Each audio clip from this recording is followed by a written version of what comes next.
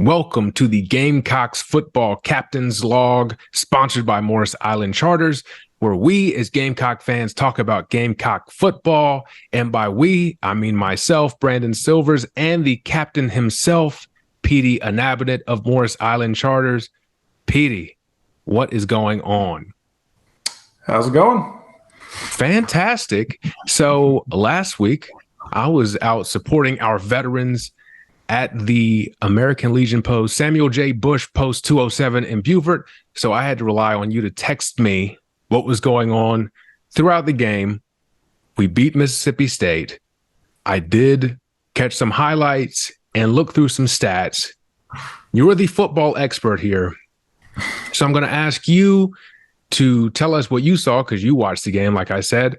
But there was one thing when I was looking through the stats that I didn't understand, and I need you to define it for me. So I was looking through the box score, and it said that we had rushing yards.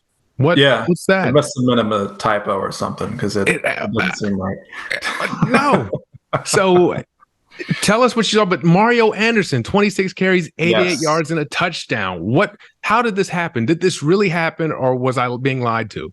So we did have rushing yards, and I would say it's a little deceiving because it was all on Mario. He just ran through the line. He didn't have like great blocking or anything.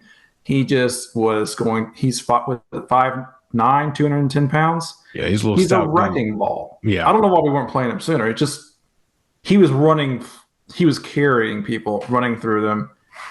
It looked at for a minute, a couple of times he'd have like a hole, in the line somewhere. Then he hit it. Then it would immediately get crushed down on him, and then he just would plow ahead. So I cannot wait to see I really this myself. like him. I like his play. That's incredible. Has anybody started calling him like Super Mario yet? Or I wonder if they do like the Mario sound effect when he gets a first down. Has this happened? Not that I've heard or seen, but they definitely should do that. Someone's got to get on that like right now. Yeah. Is Dak going to be Luigi? He could, because he scored another touchdown. I think his fourth of the year. One was that, which it shouldn't have been. Like they brought him in for Rattler, and he ran it up the middle, which he should have thrown it to Legette because nobody was covering him. So they had a touchdown either way. I'm glad he scored, but it was just an odd thing to do when they're giving you a touchdown up here. Just go ahead and throw it. He's taking the running thing seriously. He's like, I'm a running back for sure now. We're going to make sure we get a TD on the run column. Yep. So it does make you wonder, like you said, why we haven't seen Mario until now. I don't understand. I don't know either, because on the first touchdown with Rattler to Legette, Mario picked up the blitzing linebacker, and is the reason why we got that, got the ball off, and then Xavier takes it to the house, just burns the defense. So that's a great point with the blocking as a running back, because clearly we need that. How did the offensive line and protection hold up? On pass plays, not terrible. They're decent. I'll tell you. I'll give you that. Running, it's still awful. And just it's kind of like how Kevin Harris was just running people over. It's not like he had great blocking either. It just was they couldn't tackle him. So he was moving the ball. It's just really hard to tackle is what it was. So, and that's what gave us big plays in the air game, because they had to respect Mario running it, which is something new for us. No one has ever respected our run game, at all this year, not even Furman. So what do we now? If we have a semblance of, I don't know what he had total. He might have been close to 100 yards. I think he had like 88 yards, something like that. 88. Yeah. So that's all we have to do is just give somebody an opportunity to think, hey, we might run it, just to give a little bit of a doubt. But that with our short pass game, you gotta, that can be deadly, and we proved that the long ball is really good for Rattler and Legette. So if we continue on this path of balance, we're going to be dangerous. Whether or not we might turns into wins or not, but offensively we're going to be dangerous. Yeah, again, Rattler 18 of 20, 288 yards, 3 touchdowns. Anytime you have more touchdown passes than incompletions, you're doing all right. I think he was 17 for 17 at one point. It's unreal. And then I can't remember who the announcer was that jinxed him. An asshole. Yeah, had to say something about it. Hater. And then Xavier Legette, again, leading the FBS in receiving yards, 5 catches, 189 yards, 2 touchdowns. That's ridiculous. Yes. Him and Rattler are made for each other this year. It's why they are not being talked about more, like on the national level. I don't know. After last week, I feel like you kind of have to. So who else? What other duo is out there doing that? Nobody. Numbers like that. And it's not like our offense is explosive, but it's not like an air raid offense. Like they're just doing it through almost force of will. Like Rattler's able to buy some time. Now we're getting a little bit of pass protection, and Legette is just a grown ass man. Yeah, he's hard to tackle. He's hard to cover. He's just so big. He's not as big as Alshon Jeffrey, who got his jersey retired, but he's still a big guy for a wide receiver. So the offense, we might be getting somewhere on that side of the ball, it looks like. Could be. So that's fantastic. Now you look at Will Rogers. We talked about going into the game. They changed the offense. Looked like they went back to Mike Leach. They resurrected him for this game. A career high in passing, 487 yards passing. What was going on with that? Because it looked terrible when I was looking at it on my app. I would say it is poor execution on defense is what it was. It was we let their best receivers get behind us multiple times. I can't remember if it was a touchdown or not, but one of the long plays. We just had safeties biting down. We had safeties really shallow. They were playing too shallow, and we're getting beat deep. We're not respecting the deep threat at all for some reason. And that game could have easily gone the other way if we did not have so many batted balls and tackles or sacks at the right opportunity, at the right time to end drives.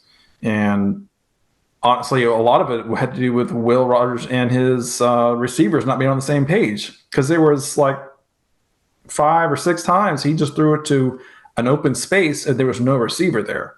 He was expecting them to be there. They're just not, which is what they were, apparently it's been an issue for them all year and they're getting better at it. But like, why aren't they all on the same page? If they were all on the same page, we get blown out. That's very scary. Without a question. Yeah. Because even without that, again, 487 yards, it makes you wonder at what point do you make the adjustment? That seems to be kind of like the theme of the year so far. Like just we go in with a game plan and then that's our game plan the whole time. Yeah. And we started out, we got up 14-0 at one point. And then we let them come back. We were playing too far, playing our safeties too close to the line of scrimmage, letting their receivers get behind us, and then they're just hitting bombs. They have a great quarterback who can throw it accurately down the field. Why did we not respect that? Now they were not as pass heavy as that, stats try to tell you. I think at halftime it was like 50-50 pass plays versus run plays. They were trying to not be an air raid offense like Leach was. They're being more balanced so they could use the play action. And then that's what was getting us was the play action. So to be fair, it was not a like it wasn't just their offense being crazy good at throwing the ball. It was them being balanced. Well, that stinks, but maybe good things for Mississippi State moving forward. But I hope not, because their fans I think they're were going very to whiny. scare some people. Like they're gonna sneak up on somebody, a good team, and win some games. I don't know who they're Well, they didn't win this one. So no, not this go one. To hell. If they ever figure out how to throw to the receivers, so they're going to be dangerous. Yeah, well, good luck to them, but you lost this one. So, hi. All right, well, what else did I miss just by catching the highlights in the box score? Anything? So we went for 2 when we to go up by 8 points. For some I was reason. wondering when I saw that what the hell was going on. There was really no need for it.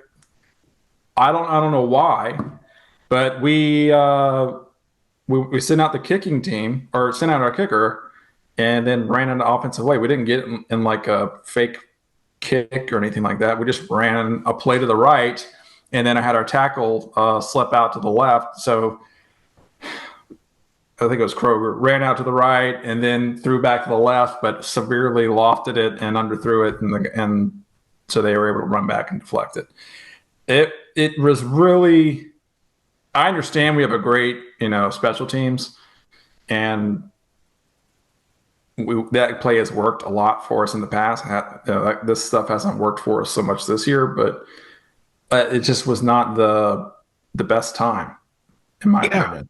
That's what I'm thinking as you're saying it. Like, that's a play I'd like to hold on to when we would need it. Yeah. Not just, hey, I'm feeling fun right now, let's get nuts, gang. Right. Like, say if we were going to go up by 10, then you could run it, maybe be up by 11. That way you have to force them to get a 2-point conversion and a field goal.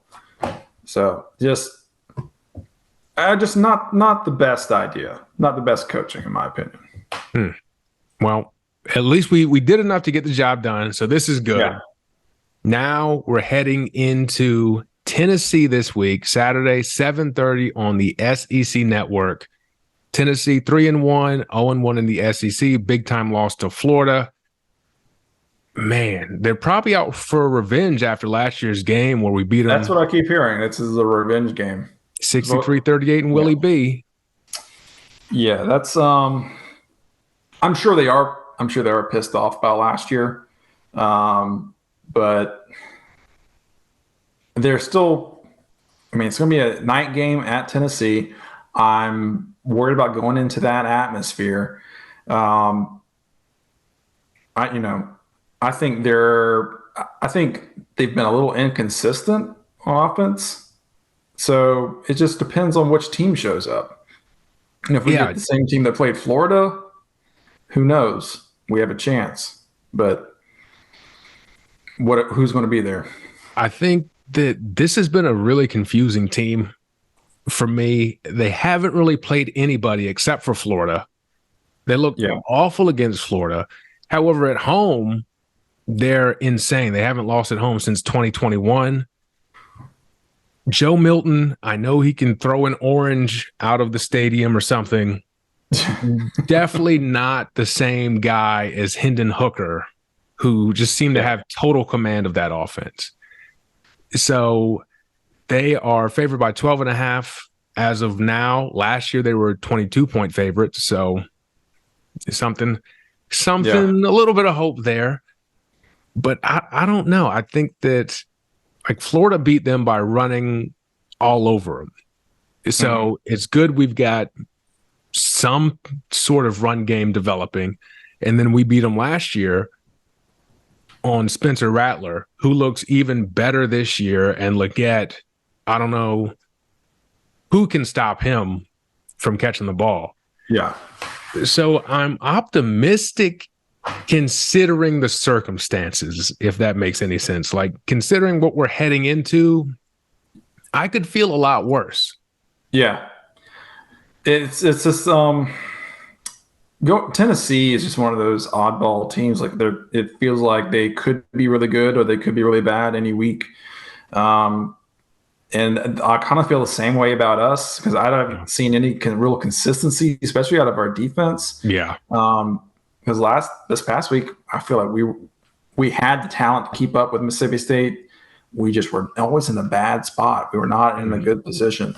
That's going to end up, killing us against Tennessee, especially when they have a really mobile quarterback who can take off. I don't know how many rushing yards he had last week, but I think it was a lot. I think first play of the game, he went for 81 yards and a touchdown. Yeah. So that could be a problem for us. It could definitely be an issue. I don't know what we're going to do against, a running quarterback. We haven't seen that yet this year, but if we can keep him in the pocket, I think we got a chance. Make him make throws. Yeah, because the games I've seen of them, he's missed throws this year. Like they're not. Speaking of Will Rogers, like Milton and his receivers haven't quite gotten on the same page yet either. This offense, though, under Heupel, has been very good. They've only been held under 20 points 4 times in his time there, and 2 of them were against Georgia and 2 of them were against Florida. So I don't think we're going to be the third team to do that to them. Unlikely. I think if we have a chance to win this, it's going to be in a shootout. Of course, we thought the same. I thought the same thing last year, but also our offense didn't look as good as it did last year. Our offense last year did not look as good as it does this year. This year, yeah. So cross your fingers and we'll see what happens. But 12.5 points. That's. I don't know. I think I think it'd be closer than that. If we into it. That's the question then. For entertainment purposes, since we got the Dolphin tours at Morris Island Charters. Look it up in the show notes if you want to see some dolphins. We can't gamble here in South Carolina. We would never do anything illegal. You know that about us. We're good guys. No, not even once. Entertainment purposes. 12.5. Tennessee's favored by 12.5. Where are you putting your Dolphins? I'm going to put my entertainment purposes on the Gamecocks. I agree. Like, I think not saying we win, but no. I say we are within 12.5. I think this feels like a 10-point game. Yeah, we covered last week. Let's see if we can cover again. That's what great teams do. Good teams win, great teams cover. So I think it's either a 10-point game or it's a blowout. I don't think there's anything in between. Probably. Yeah. That sounds like us. Which is and usually when we get blown out, we're on the road. Yeah. This is, like you said, a night game heading into Tennessee. Kind of scary. We saw what happened to Alabama last year. Like, that's a hard place to play. But yeah, this is not the same Tennessee team. I'm not nearly as scared of them this year as I was last year. No. So there's the other question, because we can't get enough. There's one thing about this show, okay? We cannot get enough water references. All right? We can't. Yeah. So, damn it. Are we headed for smooth sailing, choppy waters, or Mayday, abandoned ship? Captain Petey of Morris Island Charters, what do you think? Well, I think we're definitely heading into a storm with some choppy waters, but we have an opportunity to come out on the other side okay. So I'm going to say it's going to be rough, but we'll get through it. We're going to get through it. Okay, gang? Yeah. Put your life jackets on. It's okay. They got the river right there where they like to throw a goalpost in, but not Saturday. Maybe. We don't have to abandon ship just yet. No. Maybe at halftime we'll see, but Yeah. So, all right. Well, I think that'll do it for this week's episode. What do you think? All right. Sounds good. Beautiful. Well, this has been another episode of the Gamecocks Football Captain's Log. Do not forget to check out the show notes and book yourself a tour with Captain Petey. Also, be on the lookout this week for Brett's Bets and another episode of Beyond the Arc with Brandon Silvers on Monday. We will catch y'all next week.